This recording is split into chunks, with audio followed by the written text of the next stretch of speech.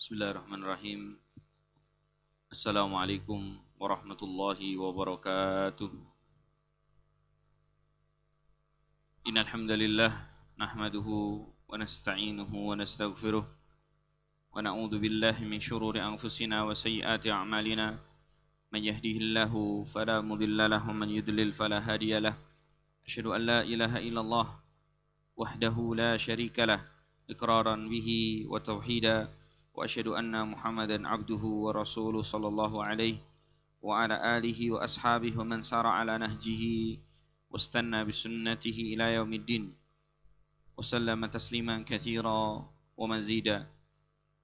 يقول الله تعالى في كتابه العزيز: يا أيها الذين آمنوا اتقوا الله حق تقاته ولا تموتن إلا وأنتم مسلمون.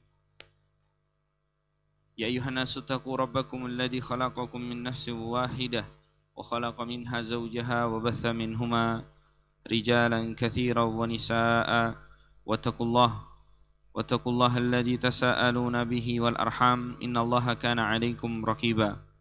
يا أيها الذين آمنوا اتقوا الله وقولوا قولا سديدا يصلح لكم أعمالكم ويغفر لكم ذنوبكم ومن يطع الله ورسوله فقد فاز فوزا عظيما. أما بعد فإن خير الكلام كلام الله وخير الهدي هدي محمد صلى الله عليه وعلى آله وسلم وشر الأمور محدثاتها فإن كل محدثة بدعة وكل بدعة ضلالة وكل ضلالة في النار. أما بعد اللهم انفعنا بما علمتنا ما ينفعنا وزدنا علما وارزقنا فهما. اللهم لا سهل إلا ما جعلته سهلا wa anta taj'al hazna idza syi'ta sahla. Allahumma inna nas'aluka al-ilman nafi'a wa rizqan thayyiban wa amalan mutaqabbala. Allahumma inna na'udzubika min ilmin la yanfa' wa min qalbin la yakhsha' wa min nafsin la tasba' wa min da'watin la yustajabu laha. Ikhwani fiddin, azinallahu wa iyyakum jami'an. Alhamdulillah, di kesempatan malam hari ini kembali kita bersyukur kepada Allah Subhanahu wa taala atas limpah nikmat yang Allah berikan kepada kita semua. Di malam hari ini, di tengah-tengah detik-detik di mana Allah Subhanahu wa taala selalu dan senantiasa menampakkan kepada kita jutaan manusia tidak beriman, Allah Subhanahu wa taala menjadikan kita yang ada di masjid ini dan tentunya yang ada di masjid-masjid kaum muslimin di seluruh penjuru dunia, tentu mereka dan kita semua adalah orang-orang yang dipilih oleh Allah Subhanahu wa taala untuk diberikan nikmat di mana nikmat ini tidak diberikan kepada setiap orang.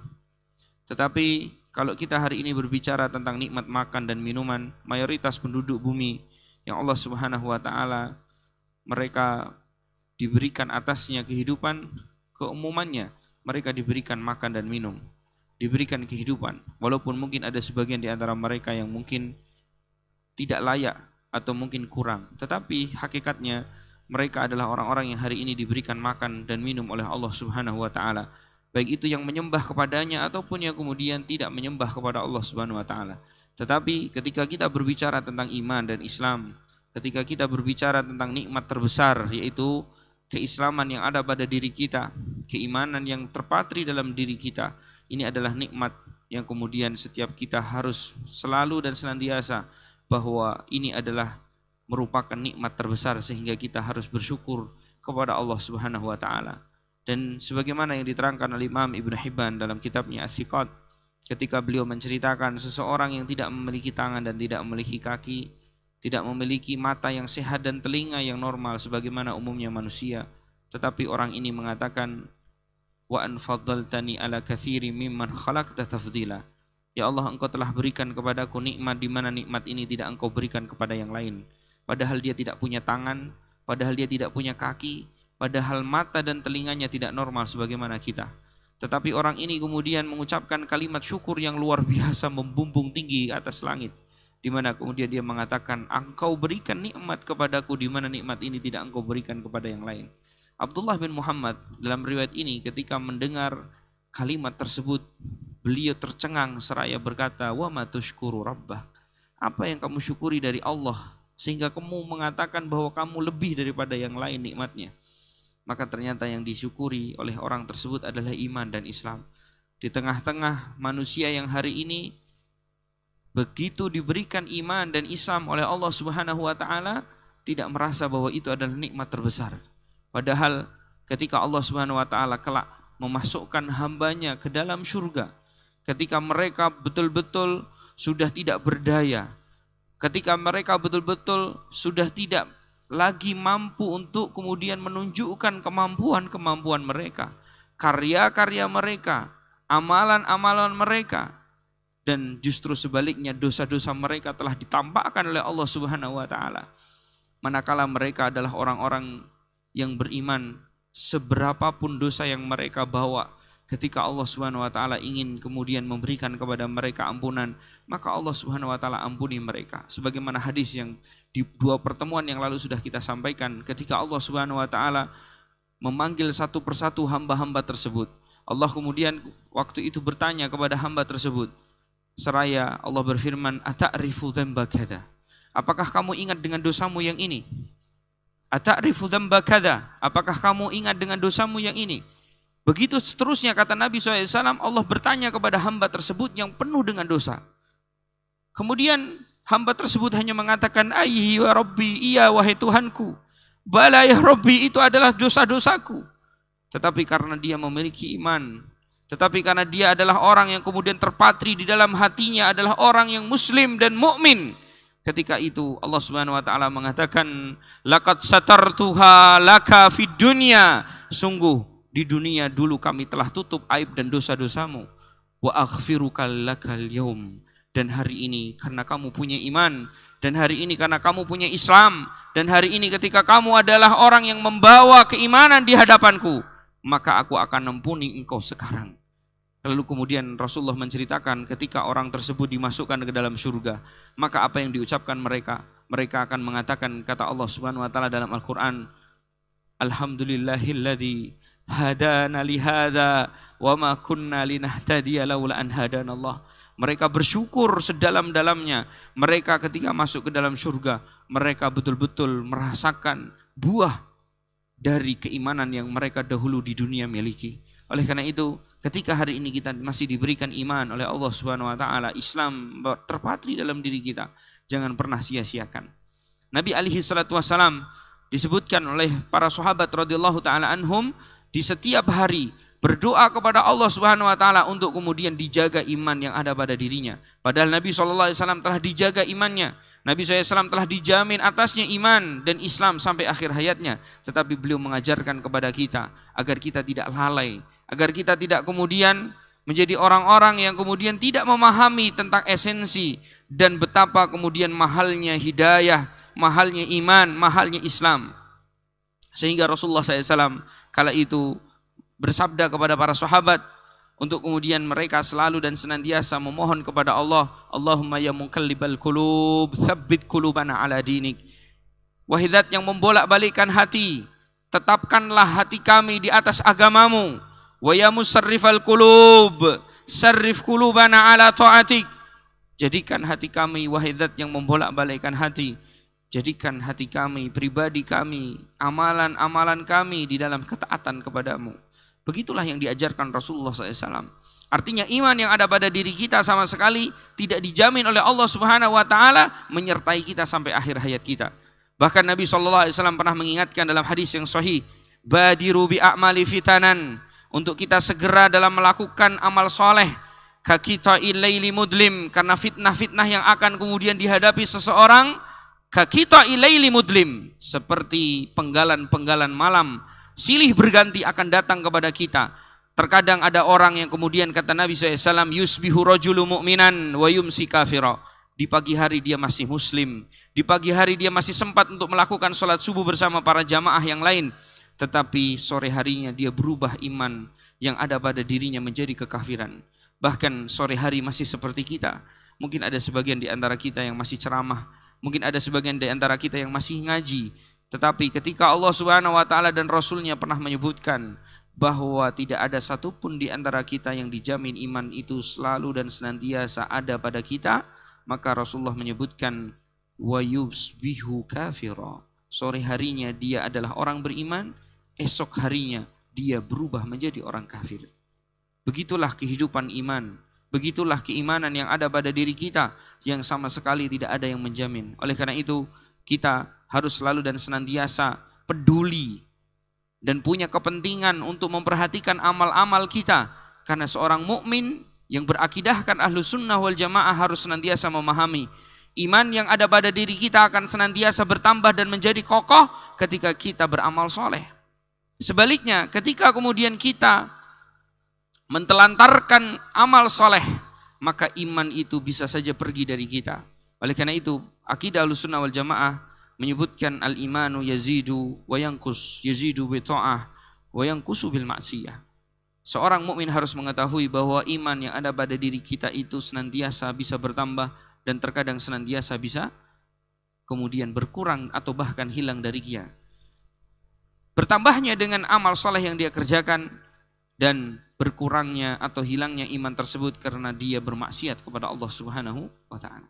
Oleh karena itu, mari kita jadikan momentum pada kesempatan malam hari ini ketika kita duduk di majelis ilmu yang demikian adalah merupakan sebab untuk kemudian kita menguatkan iman kita, menambah kekuatan dan spirit kita dalam beribadah kepada Allah sehingga keimanan yang terpatri dan tumbuh dalam hati kita benar-benar tumbuh menjadi kokoh, menjadi besar, menjadi kemudian iman yang nantinya akan dikokohkan oleh Allah Subhanahu wa taala yang berbuah dalam lisan-lisan kita, yang nanti ketika kemudian kita ditanya oleh malaikat-malaikat Allah Munkar dan Nakir, kita akan dikokohkan jawaban-jawaban dari pertanyaan tersebut. Allah berfirman, "Yutsabbitullahu alladziina aamanu bil qauli tsabiti fil hayati dunya wa fil akhirah." Sungguh Allah akan mensabatkan, mengkokohkan ucapan seorang mukmin yang kemudian mereka menjaga keimanannya, yang kemudian ketika mereka di dunia mereka kokoh dalam ucapannya, di akhirat pun ketika ditanya oleh malaikat-malaikat Allah mereka kokoh ucapannya. Sehingga inilah yang diinginkan oleh kita semua, menjadi orang-orang yang kemudian dikuatkan dan dikokohkan oleh Allah Subhanahu wa taala. Bahkan ketika kemudian iman terpatri dalam dan kokoh di sanubari kita semua, maka Allah jamin, di mana Allah menyebutkan dalam Al-Qur'an, alladzina amanu walam yalbisu imanahum bidzulmin ulaika lahumul amnu wa hum muhtadun. Ketika orang-orang yang kemudian mereka beriman dan tidak mencampur adukkan keimanan mereka dengan kesyirikan, maka bagi mereka ulaika lahumul amn, mereka akan diberikan jaminan keamanan oleh Allah Subhanahu wa taala.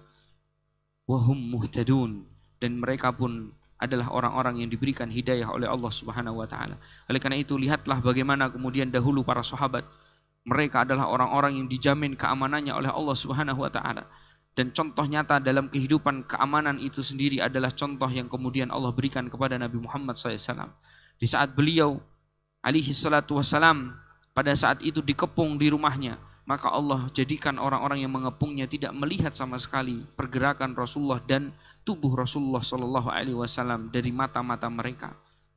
Demikian pula ketika kemudian mereka mengejar Nabi Muhammad Sallallahu Alaihi Wasallam dan Abu Bakar As-Siddiq, padahal Nabi Muhammad dan Abu Bakar pada saat itu ada di gua, ada di sisi mereka, ada di kaki-kaki mereka. Tetapi Allah kemudian menampakkan dan pertolongannya didatangkan kepada nabinya, di mana mereka tidak sama sekali bisa menyentuh dan melihat Rasul kita alaihi salatu wassalam. Belum lagi cerita nabi-nabi terdahulu seperti Nabi Ibrahim alaihi salatu wassalam, ketika iman menjadi skala prioritas dalam hidupnya, ketika tauhid adalah menjadi skala prioritas dalam kemudian beliau meminta kepada Allah, sampai-sampai ditawarkan kepadanya malaikat Jibril pertolongan pun dia mengatakan amma ilaika fala, kalau minta tolong kepadamu wahai Jibril tidak sama sekali. Amma ilallah fa na'am, tapi kalau minta tolong kepada Allah maka aku adalah orang yang senantiasa meminta kepadanya. Sehingga kemudian ketika dia mengatakan hasbunallah wa ni'mal wakil, maka Allah kemudian jadikan Nabi Ibrahim aman, dijamin keamanannya. Bahkan api yang menyala-nyala yang membakar secara logika tubuhnya, dan fakta dan realitanya ternyata pun demikian dilihat oleh orang-orang Babilonia, membakar tubuh Nabi Ibrahim. Ternyata sama sekali api itu tidak membakar sedikit pun dari tubuh Nabi Ibrahim alaihi salatu wassalam. Begitulah keimanan, begitulah pertolongan Allah Subhanahu wa taala dan janji-janjinya ketika kemudian orang-orang yang beriman benar-benar memurnikan keimanan mereka. Maka mudah-mudahan kita termasuk orang-orang yang memurnikan iman yang ada pada diri kita dengan terus belajar ilmu agama, mentauhidkan Allah Subhanahu wa taala dan meninggalkan kesyirikan kepada Allah Subhanahu wa taala. Ikhwani fiddin, azanallahu iyyakum jami'an. Di pertemuan yang lalu kita sudah membahas tentang dalil secara indera. Dari sisi indera manusia, bahwa seorang yang nanti meninggal dunia akan kembali dibangkitkan oleh Allah Subhanahu wa taala. Bagi sebagian orang yang kemudian hari ini menuhankan akal mereka, mereka akan mengatakan, apa mungkin manusia yang sudah mati akan dibangkitkan kembali? Maka para ulama kita dalam kitab Nubdah fil Aqidatil Islamiyah di sini menerangkan dalil, bukti di mana Allah Subhanahu wa taala sejak dahulu telah mempertontonkan kepada nabi-nabi terdahulu dan orang-orang terdahulu tentang bagaimana Allah Subhanahu wa taala memproses orang-orang yang sebenarnya sudah meninggal dunia atau makhluk Allah Subhanahu wa taala berupa burung yang kemudian mereka telah mati dan dibunuh, kemudian kembali bisa hidup kembali atas izin Allah Subhanahu wa taala.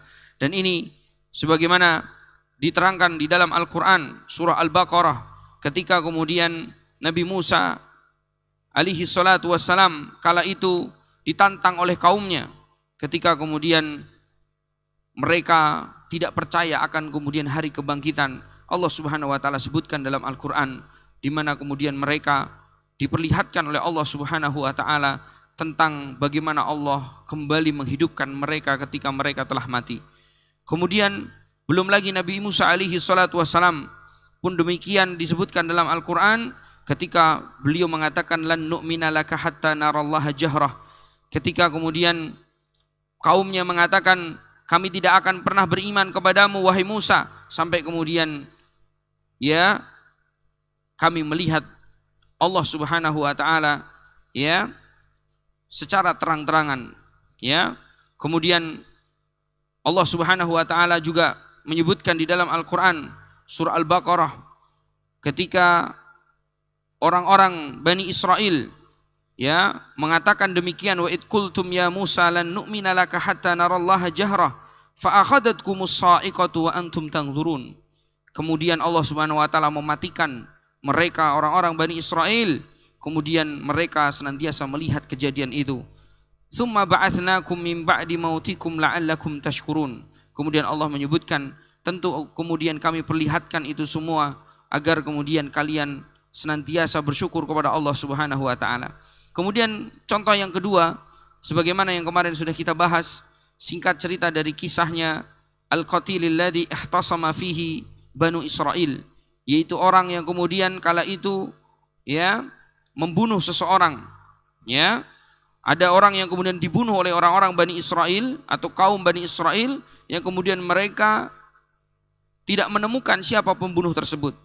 Fa'amarahu Allah Ta'ala ayyadbahu baqaratan fayadribuhu bi ba'dhiha liyuhbirahum biman qatalah. Wa fi dzalika yaqulu Allah Ta'ala wa id qataltum nafsan faddara'tum fiha wallahu mukhrijum ma kuntum taktumun. Dalam ayat ini Allah Subhanahu wa taala memperlihatkan ketika orang-orang Bani Israel membunuh seseorang dan tidak kemudian ditemukan siapa pembunuhnya, maka Allah Subhanahu wa taala perintahkan untuk kemudian mereka menyembelih seekor sapi, lalu kemudian diperintahkan untuk memukul bagian dari sapi tersebut untuk kemudian memberitahukan siapa pembunuh mereka. Maka kemudian Allah menceritakan hal tersebut di dalam Al-Quran surah Al-Baqarah, wa id qultum nafsan faddara'tum fiha wallahu mukhrijum ma kuntum taktumun faqulna dribuhu bi ba'dhiha kadzalika yuhyillahu al-mauta wa yuriikum ayatihi la'allakum ta'qilun. Kemudian Allah Subhanahu wa taala memperlihatkan kepada Bani Israel, benar-benar Allah Subhanahu wa taala menunjukkan dan memperlihatkan kepada mereka bagaimana Allah kembali ya memperlihatkan kepada mereka sesuatu yang sudah mati kembali hidup dilihat oleh kasat mata mereka. Kemudian contoh yang ketiga ya, ketika ada beberapa kaum fi qissati qaumil ladzi kharaju min diyarihim firaran minal maut wa hum uluf, ada ribuan manusia yang kemudian mereka keluar dari kaumnya, keluar untuk kemudian dalam rangka menyelamatkan diri. Fa amatahumullah tsumma ahyahum, kemudian Allah wafatkan mereka semua dan kemudian kembali Allah hidupkan mereka kembali di generasi yang berbeda, di zaman yang berbeda. Allah sebutkan dalam Al-Quran surah Al-Baqarah, alam tara ilal ladina kharaju min diyarihim wahum uluf hadaral maut faqala lahumullahu mutu thumma ahyahum innallaha ladu fadlin 'alan nasi walakinna aktsaran nasi la yashkurun. Inilah yang kemudian Allah Subhanahu wa taala ceritakan di dalam Al-Qur'an. Belum lagi kisahnya ya, seseorang yang kemudian melewati sebuah kampung, yang kampung itu dilihat oleh dia ya, ini tidak akan mungkin kampung ini akan hidup. Kenapa? Karena gersang, tidak ada tumbuh-tumbuhan, tidak ada air di sana. Ya. Kemudian Allah Subhanahu wa taala mewafatkan orang tersebut 100 tahun. Allah Subhanahu wa taala wafatkan orang tersebut 100 tahun dan kembali dihidupkan setelah 100 tahun. Kemudian au kalladzi marra ala qaryatin wa hiya khawiyatun ala urushiha qala anna yuhyi hadhihi Allahu ba'da mautiha fa amatahu Allahu mi'ata amin thumma ba'atsah. Qala kam labith? Qala labithtu yawman aw ba'dha yawm. Qala bal labithta mi'ata amin fanzur ila ta'amika wa sharabika lam yatanassanna wanzur ila himarika wa linaj'alaka ayatan linnas wanzur ila al-'idhami kayfa nunshishuha thumma naqsuha lahma falamma tabayyana lahu qala a'lamu anna Allah ala kulli syai'in qadir. Allah Subhanahu wa taala wafatkan orang itu 100 tahun, tapi dia merasa seakan-akan antara habis zuhur atau sampai maghrib. Seakan-akan dia tidur sejenak, padahal itu jumlahnya 100 tahun lamanya. Dan kemudian Allah memerintahkan dia untuk kemudian melihat apa-apa yang ada di sekitarnya. Ya, keledai yang dia bawa sudah seperti apa, tinggal tulang belulang. Ya, makanan yang kemudian dia waktu itu bawa dan seterusnya. Ini kemudian menampakkan kepada mereka bahwa Allah Subhanahu wa taala begitu mudah untuk menjadikan seseorang itu meninggal, mati, kemudian nantinya dikembalikan untuk menjadi orang-orang yang hidup. Oleh karena itu, beriman kepada yaumul ba'tsi wal hasr, beriman kepada hari dibangkitkannya manusia dan dikumpulkannya manusia dijadikan satu di padang mahsyar, itu adalah keimanan yang mutlak harus dimiliki oleh seorang mukmin. Seorang yang kemudian hari ini beriman, tidak beriman kepada hari kebangkitan, maka hakikatnya dia tidaklah dikatakan sebagai orang yang beriman. Ya, sebagaimana juga Allah Subhanahu wa taala menegaskan kembali dalam ayat Al-Baqarah, dalam surah Al-Baqarah ayat yang lainnya, yaitu kisah Ibrahim alaihi salatu wassalam, hina sa'ala Allah taala ayyuriyahu kaifa yuhyil mauta. Ketika Nabi Ibrahim meminta kepada Allah untuk kemudian memperlihatkan kepada Nabi Ibrahim bagaimana engkau kembali menghidupkan sesuatu yang mati. Kemudian fa'amarahullahu ta'ala ayyadbaha arba'ata minat tayr. Kemudian Allah perintahkan Nabi Ibrahim untuk kemudian menyembelih dan membelah beberapa bagian dari burung yang dia miliki. Ada 4 yang kemudian Nabi Ibrahim kala itu sembelih. Kemudian Nabi Ibrahim alaihi salatu wassalam kala itu memisahkan daging-daging tersebut, untuk kemudian yang satu di bukit yang satu, bagian yang lain ditaruh di bukit yang lainnya lagi. Kemudian Allah Subhanahu wa taala berfirman dalam Al-Qur'an seraya mengisahkan kepada Nabi Muhammad sallallahu alaihi wasallam dan kepada kita semua, wa id qala Ibrahimu rabbi arini kaifa tuhyil mauta. Di hari di mana Nabi Ibrahim meminta kepada Allah, bagaimana engkau menghidupkan sesuatu yang sudah mati wahai Allah. Kemudian qala awalam tu'min. Kemudian Allah berfirman, apakah engkau tidak beriman wahai Ibrahim? Kemudian Nabi Ibrahim mengatakan, tentu aku beriman wahai Allah. Qala bala, tentu aku beriman. Walakin liyatma'inna qalbi, akan tetapi untuk kemudian menjadikan hatiku tenang. Qala fakhud arba'atan minat tayr fasurhunna ilaika thumma ja'al ala kulli jabalin minhunna juz'a thumma ad'uhunna ya'tinaka sa'ya wa'lam annallaha azizun hakim. Lihat, kemudian akhirnya setelah Nabi Ibrahim melakukan apa yang diperintahkan oleh Allah, Allah pun kembali membangkitkan, kembali menghidupkan burung itu, bersatu padu lagi tubuhnya, kemudian terbang menuju ke Nabi Ibrahim alaihi salatu wassalam. Dari situlah kemudian Nabi Ibrahim betul-betul terpatri dalam jiwa dan dalam hatinya keimanan yang tidak bisa digoyahkan. Oleh karena itu, kenapa Nabi Ibrahim alaihi salatu wassalam ketika kemudian beliau ditawarkan kepadanya bantuan oleh malaikat terbesar, malaikat termulia, malaikat yang membawa wahyu dari Allah Subhanahu wa taala, pemimpinnya para malaikat, Nabi Ibrahim tidak kemudian menengok kepadanya sebagai sebuah pertolongan, tetapi pertolongan yang sebenarnya adalah datang dari Allah Subhanahu wa taala. Iman ketika sudah terpatri dalam diri seseorang, maka subhanallah akan terjadi keajaiban-keajaiban dalam diri seseorang. Akan kemudian kita lihat perkara-perkara yang spektakuler dalam hidupnya, di mana kemudian benar-benar dia tidak akan pernah takut kecuali kepada Allah. Dia tidak akan pernah khawatir. Dia tidak akan kemudian ragu dalam hidupnya. Dia akan menjadi orang-orang yang senantiasa dijamin keamanannya oleh Allah Subhanahu wa taala. Oleh karena itu, ikhwani fiddin, azanillahu iyyakum jami'an, ini semua adalah contoh ya yang disebutkan oleh Allah Subhanahu wa taala bahwasanya di mana Allah bisa saja membangkitkan kita begitu mudah sebagaimana Allah mencontohkan dalam ayat-ayat tersebut. Oleh karena itu, ketika kemudian nanti di akhirat atau kemudian hari akhir semua sudah berakhir, kemudian Allah Subhanahu wa taala akan membangkitkan semua manusia dari mulai Nabi Adam sampai manusia terakhir yang kemudian meninggal dunia di atas muka bumi ini. Allah Subhanahu wa taala akan bangkitkan semua mereka dalam keadaan mereka tidak berbusana, dalam keadaan mereka tidak beralaskan kaki dan belum dihitan. Dalam keadaan seperti itulah kemudian kita harus menjadi orang-orang yang beriman atasnya. Kita harus beriman dengan perkara itu, tidak boleh kita ragukan sama sekali.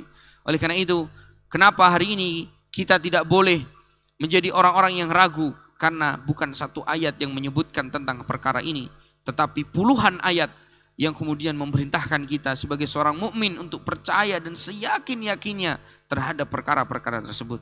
Oleh karena itu, ikhwani fiddin, azanillahu wa iyyakum jami'an, kita pun sebenarnya tanpa kita sadari adalah orang-orang yang sebenarnya sudah beriman tentang perkara tersebut sejak lama. Karena sejak ketika kita menjadi seorang mukmin, hakikatnya kita tahu bahwa kelak di akhirat ada pertanggungjawaban yang akan kemudian dihadapkan kepada kita. Sampai-sampai ada sebagian kita hari ini benar-benar memiliki kesempatan untuk bisa korupsi, dia tidak korupsi karena dia tahu bahwa ketika kemudian dia korupsi, kalaupun dia tidak ketahuan di kehidupan dunia, tetapi Allah Subhanahu wa taala Maha tahu tentang kehidupan apa yang kita lakukan. Perbuatan yang kemudian kita kerjakan, Allah Subhanahu wa taala Maha tahu. Sehingga seorang mukmin hari ini tidak bermaksiat, tidak berzina, tidak mencuri, tidak minum khamar. Hari ini kita bisa saja tidak sholat, sedang orang tua kita tidak peduli dengan ketidaksolatan kita pun, kita tidak berani untuk tidak sholat karena kita tahu bahwa kehidupan kita tidak hanya bermuara di dunia. Kehidupan kita akan kemudian sampai ketika nanti kita meninggal dunia, kita akan berada di alam barzah. Setelah itu kemudian ada hari akhir, kemudian di sana ada yaumul ba'tsi wal hasr, ada hari di mana semua orang dihitung amalannya, ditimbang amalan-amalannya, kemudian mereka akan digiring apakah mereka ke dalam neraka waliyadzubillah ataukah mereka nantinya akan ke dalam surga Allah Subhanahu wa taala. Oleh karena itu, dari sini ikhwani fiddin azanallahu wa iyyakum jami'an, Syekh Muhammad bin Shalih Al-Utsaimin rahimahullahu taala menyebutkan poin selanjutnya dalam pembahasan ini, wa amma dalalatul aql, adapun dalil secara akal untuk kemudian menegaskan kepada kita bahwa yang namanya hari kebangkitan itu ada, bisa kemudian kata beliau disebutkan dari dua sektor. Yang pertama adalah Subhanahu wa ta'ala atau Allah Subhanahu wa ta'ala adalah pencipta alam semesta. Allah Subhanahu wa ta'ala yang memulai menciptakan bumi dan seluruh isinya, langit-langit dan seluruh lapisan-lapisan dan isinya. Maka kemudian bagi Allah Subhanahu wa ta'ala pun sangat mudah untuk kemudian mengembalikan perkara yang ada menjadi tidak ada. Kemudian dikembalikan menjadi ada, itu sangat mudah bagi Allah Subhanahu wa ta'ala. Allah berfirman dalam Al-Quran surah Ar-Rum, wa huwal ladzi yabda'ul khalqa tsumma yu'iduhu wa huwa ahwanu alaihi. Sungguh dialah Allah Subhanahu wa taala yang Maha mencipta. Allah lah yang menciptakan dan Allah lah yang akan kemudian kembali menjadikan sesuatu yang Allah ciptakan itu menjadi tidak ada. Itu bagi Allah Subhanahu wa taala sangatlah mudah.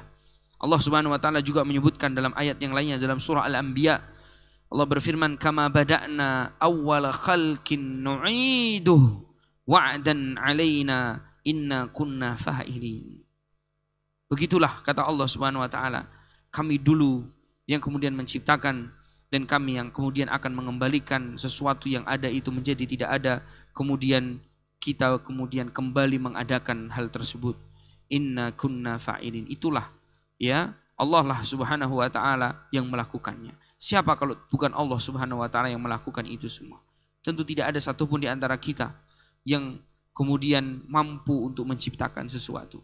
Bahkan kalau ada di antara kita sampai hari ini meyakini teknologi dan perkembangan zaman yang hari ini kita lihat, baik itu pesawat yang kemudian kita lihat terbang, ataupun kapal selam yang begitu dalam menyelam ke bawah dasar laut, ataupun transportasi yang kemudian memiliki kecepatan tinggi, ataupun kereta-kereta yang kita tunggangi, ataupun teknologi berupa internet. Kita ketahui bahwa semua yang menciptakan itu adalah Allah Subhanahu wa taala. Bagaimana kita akan membantah itu semua? Sedangkan orang yang hari ini kemudian menciptakan itu semuanya dan membuat itu semuanya, akalnya Allah Subhanahu wa taala yang menciptakan. Kemampuan mereka berpikir, menganalisa, meneliti, dan kemudian akhirnya mereka melakukan eksperimen yang kemudian terciptalah teknologi wa tatawwurus sinai, kata para ulama, tidak lain tidak bukan itu adalah ciptaan Allah Subhanahu wa taala. Bukankah kendaraan yang kita kemudian hari ini tunggangi adalah telah disebutkan sejak 1400 tahun yang lalu? Allah berfirman, wal khayla wal bighala wal hamir litarkahubuha wa zinah wa sayakhluqu ma la ta'lamun. Dan kami jadikan kuda, keledai dan bighal adalah alat transportasi bagi kalian sekaligus perhiasan bagi kalian. Dan kami, kata Allah, akan menciptakan sesuatu yang sama wahai Muhammad, tetapi engkau tidak senantiasa melihatnya. Bukankah mobil kita sama persis sifatnya seperti kuda dan keledai? Yang mereka sebagai transportasi sekaligus sebagai perhiasan. Bapak-bapak kalau beli mobil yang harga 200 juta, apa bisa kita sombongkan di depan teman-teman? Tidak bisa. Tidak bisa. Umumnya orang beli 200 juta, 300 juta, umum orang beli sebagai alat transportasi saja. Tetapi ketika ada mobil yang harganya 20 miliar, itu bukan dibeli untuk ditunggangi saja, tetapi dibeli untuk sekaligus perhiasan bagi mereka. Oleh karena itu dulu ada kuda yang harganya 100 dinar, tetapi ada kuda yang kemudian harganya 2000 dinar. Kenapa? Karena kemudian sifat yang melekat pada alat transportasi yang kemudian hari ini kita tunggangi itu adalah persis sebagaimana yang Allah sebutkan tentang kuda, keledai dan bighal, yang kemudian Allah dalam pembahasan para ulama kontemporer seperti Syekh Abdurrahman Nasir Sa'di, kemudian Syekh Saleh bin Fauzan Al-Fauzan hafizahullah, beliau menyebutkan bahwasanya alat transportasi yang hari ini kita lihat dan kita kemudian gunakan itu sebenarnya telah Allah Subhanahu wa taala kabarkan 1400 tahun yang lalu, di mana Allah menyebutkan dalam Al-Qur'an wasayakhluqu ma la ta'lamun. Sungguh kami akan menciptakan wahai Muhammad sesuatu yang kamu tidak melihatnya. Sesuatu apa? Sesuatu yang sama dengan khayla wal bighala wal hamir. Oleh karena itu, ikhwani fiddin azanillahu wa iyyakum jami'an, ketika ilmu kedokteran kandungan, ilmu objin yang hari ini kita lihat istri-istri kita ketika hamil didatangkan ya kepada dokter-dokter kandungan, mungkin kita akan menemani istri kita akan melihat ibu ini anaknya laki-laki ini, ibu ini anaknya perempuan ini, insya Allah ini kemungkinan perempuan begini dan seterusnya. Di bulan pertama bentuknya bagaimana? Di bulan kedua bentuknya seperti apa? Kita hari ini bisa menyaksikan. Tahukah kita bahwa 1400 tahun yang lalu Abdullah ibnu Mas'ud pernah menyebutkan tentang bagaimana proses seorang bayi yang kemudian berproses dalam rahim seorang ibu. Sampai-sampai beliau ketika menyebutkan proses tersebut, Abdullah bin Mas'ud kala itu menambahkan kalimat darinya, kalimat asar dari beliau. Sebelum beliau menyebutkan hadis Nabi Muhammad SAW, beliau mengatakan, bersabda Nabi Muhammad SAW, wahuwa shadiqul masduq, dan beliau adalah Nabi Muhammad yang jujur lagi terpercaya. Kenapa? Karena Abdullah bin Mas'ud waktu itu belum melihat seperti yang kita lihat. Abdullah bin Mas'ud, mereka para sahabat belum pernah sama sekali melihat apa yang kita lihat di USG. Kalau kita baca hadis tentang bagaimana 4 bulan itu ditiupkan ruh, sampai kemudian orang-orang dokter itu kemudian melihat, ketika 4 bulan sudah bergerak. Tidak seperti ketika bulan-bulan sebelumnya mereka belum bergerak. Berarti sekarang kita yakin bahwa 4 bulan ketika janin yang ada di dalam rahim seorang ibu ditiupkan ruh oleh malaikat Allah Subhanahu wa taala, itu memang benar. Imam Syafi'i, Imam Ahmad bin Hambal, Imam Malik Darul Hijrah, Imam Abu Hanifah belum pernah sama sekali melihat USG yang hari ini kita lihat. Tetapi apakah kemudian keimanan yang pada mereka kemudian luntur atau kemudian tidak seyakin sebagaimana kita? Tidak, malah justru hari ini terbalik. Kita yang hari ini banyak melihat keajaiban-keajaiban, kita yang hari ini bisa kemudian menunggangi pesawat, kita yang hari ini kemudian menunggangi mobil-mobil dengan kecepatan tinggi, bahkan penamaan secara otomotif pun horsepower, tenaga kuda, dan itu disebutkan di dalam Al-Quran. Tetapi kemudian kita tidak sadar bahwa semua itu harusnya menambah keimanan kita. Semua itu harusnya menambahkan kekuatan, semangat dan spirit kita dalam beragama. Tetapi ternyata tidak. Kita malah justru terlena. Kita justru semakin kemudian lalai terhadap agama Allah Subhanahu wa taala. Padahal dulu para ulama, dulu para salaf kita belum pernah melihat sebagaimana teknologi yang kita saksikan. Seandainya mereka, Abu Jahal, kemudian melihat bagaimana kemudian ada pesawat yang hari ini mungkin diberitahukan oleh negara-negara ya yang maju, mereka bisa mengirimkan pesawat ke bulan, mungkin mereka akan mengatakan mungkin. Tetapi mereka tidak beriman dengan Isra dan Mi'raj Nabi Muhammad SAW karena mereka betul-betul tidak tahu. Mereka tidak pernah kemudian membayangkan bagaimana mungkin perjalanan dari Mekah ke Baitul Maqdis yang harus ditempuh dengan perjalanan bulanan, bukan satu zaman, bukan bulanan, Pak. Perjalanan 1000 kilometer dari Mekah menuju ke Baitul Maqdis tidak mungkin di zaman tersebut ditempuh oleh transportasi secanggih manapun. Tidak pernah dibayangkan oleh mereka. Sehingga mereka benar-benar mendustakan apa yang disampaikan Nabi Muhammad SAW. Karena mereka menuhankan akal mereka. Sehingga iman yang ada pada mereka tidak ada kemudian fungsinya. Sekarang kita sudah dikuatkan kembali di mana kemudian transportasi lebih cepat mampu.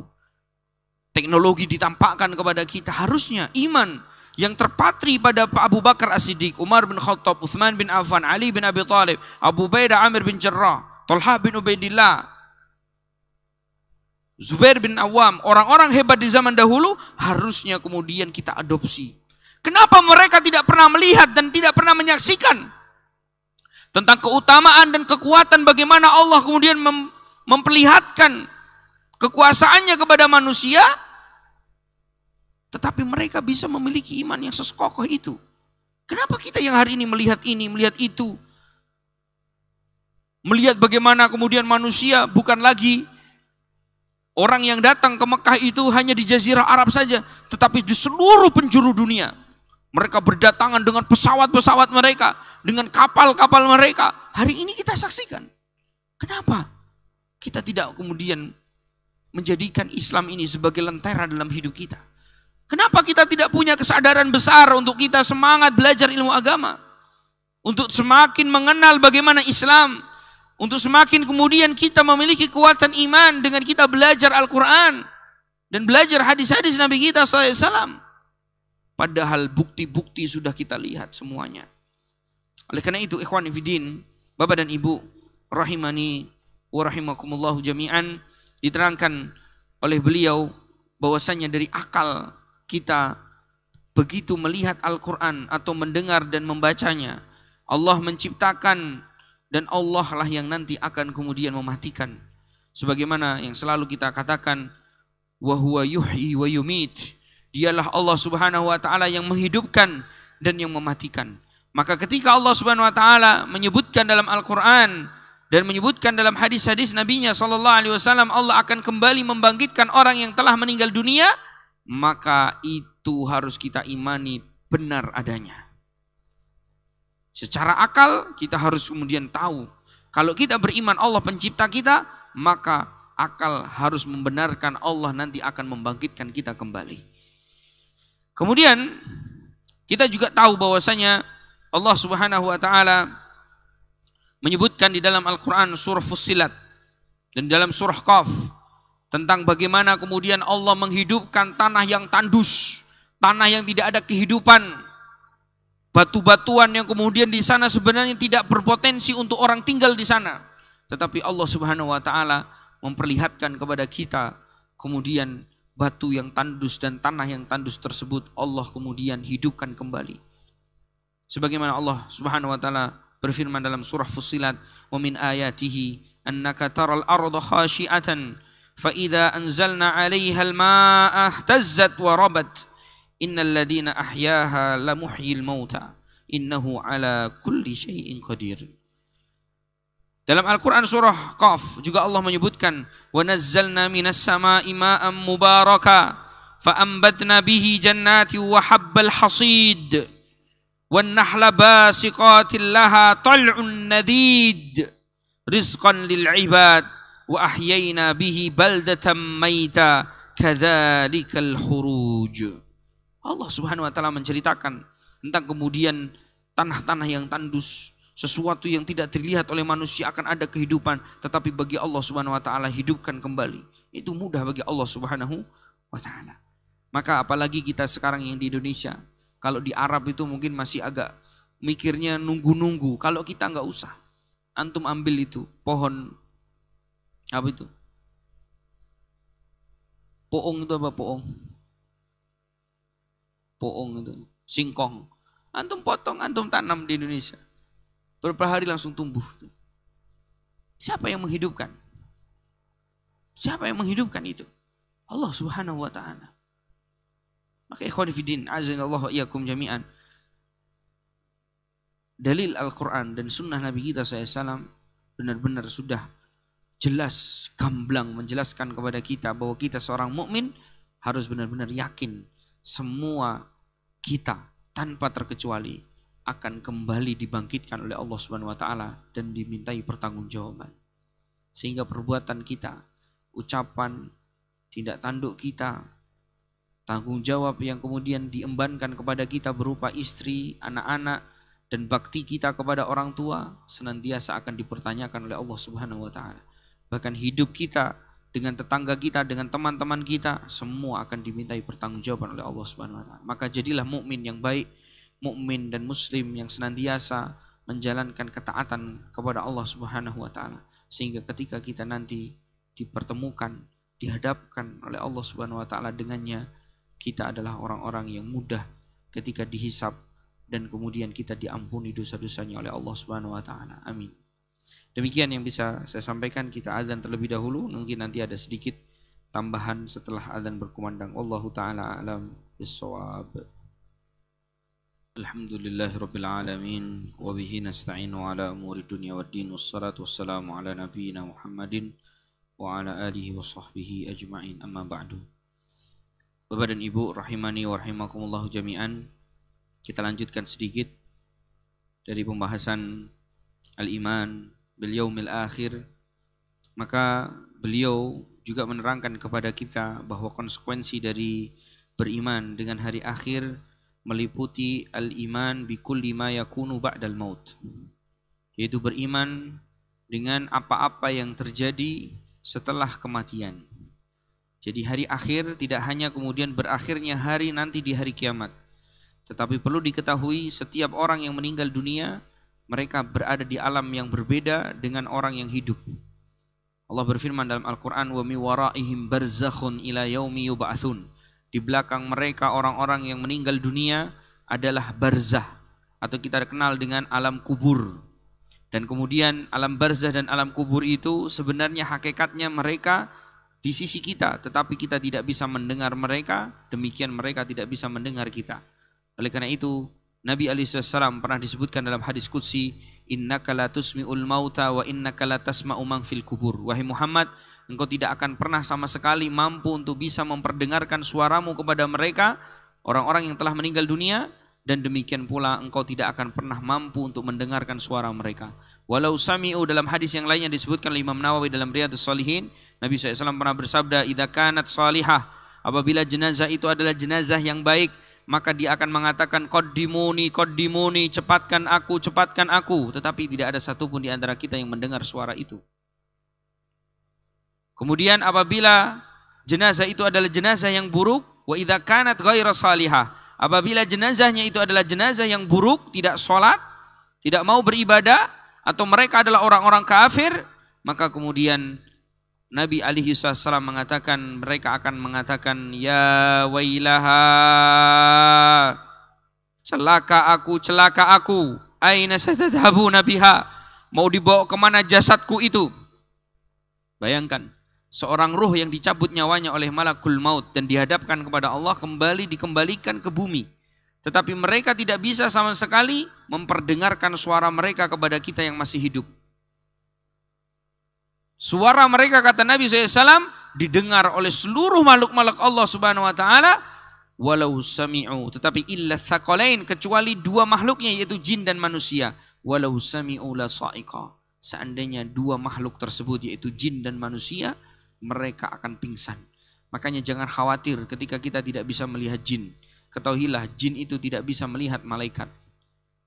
Dimensi mereka sebagai makhluk gaib bagi kita mata manusia, tetapi kemudian kita harus tahu, jin juga adalah makhluk-makhluk yang diuji sama dengan kita, di mana mereka tidak bisa melihat apa yang terjadi pada alam yang kemudian kita kenal dengan alam kubur atau alam barzah. Seandainya mereka mendengar, maka tentu tidak ada jin yang kafir. Seandainya mereka tahu, maka mereka tidak akan pernah mengganggu manusia dan menggoda manusia untuk terjerumus kepada dalam neraka Allah Subhanahu Wa Taala. Tetapi karena mereka juga sama seperti kita, mereka adalah orang-orang atau jin yang Allah ciptakan, kemudian tidak mampu bisa melihat dan mendengar apa yang terjadi dalam dimensi kehidupan orang yang telah meninggal dunia. Dari situlah ujian yang kemudian mereka dapatkan. Seandainya kita semua demi Allah mendengar suara orang-orang yang diazab di kubur hari ini, saya yakin semua masjid yang dibangun oleh kaum muslimin tidak akan cukup untuk menampung kaum muslimin yang mereka kemudian pergi ke masjid. Dan saya yakin tidak ada satupun di antara kita yang berani bermaksiat. Tidak ada satupun di antara kita yang berani mau meninggalkan sholat. Tidak ada sama sekali. Kenapa? Karena kita tahu betapa kemudian mengerikannya azab Allah Subhanahu wa Ta'ala. Oleh karena itu, di sini diterangkan bahwasanya di antara konsekuensi beriman dengan hari akhir adalah beriman dengan apa yang akan terjadi setelah kematian. Seperti apa penjelasannya? Beliau tentu menjelaskan dengan detail persoalan ini, tetapi karena waktu tidak cukup untuk kita gunakan menjelaskan ini, insyaallah ta'ala di pertemuan yang akan datang kita akan menyebutkan ada dua yang kemudian diterangkan oleh para ulama kita tentang fitnah kubur dan nikmat yang ada di dalamnya. Wallahu ta'ala a'lam bisawab. Mudah-mudahan yang singkat dan sedikit ini bermanfaat, dan insyaallah ta'ala kita memohon kepada Allah agar Allah memberikan kepada kita ilmu yang bermanfaat dan amal soleh yang kemudian kita bisa kerjakan, karena bukan hanya pengetahuan dan pemahaman yang benar yang kemudian hari ini kita cari, tetapi selain kita harus memiliki pemahaman ilmu yang benar, kita pun harus mampu untuk mempraktekkan ilmu tersebut. Karena sesungguhnya ilmu tanpa diamalkan kasyajarati bidhah thamarin, seperti laksana pohon yang tak berbuah. Demikian pula bahkan kita diancam orang yang sudah mengetahui kebenaran tetapi tidak kemudian mengerjakannya, itu adalah kabura maqtan indallah. Ini adalah dosa yang besar di sisi Allah Subhanahu wa taala. Oleh karena itu, mari kita berdoa kepada Allah Subhanahu wa taala, Allahumma arinal haqqa haqqa warzuqna tiba'ah wa arinal batila batila warzuqna ijtinabah. Ya Allah, tunjukkan kepada kami kebenaran adalah kebenaran dan anugerahkan kepada kami untuk bisa mempraktekkan kebenaran tersebut.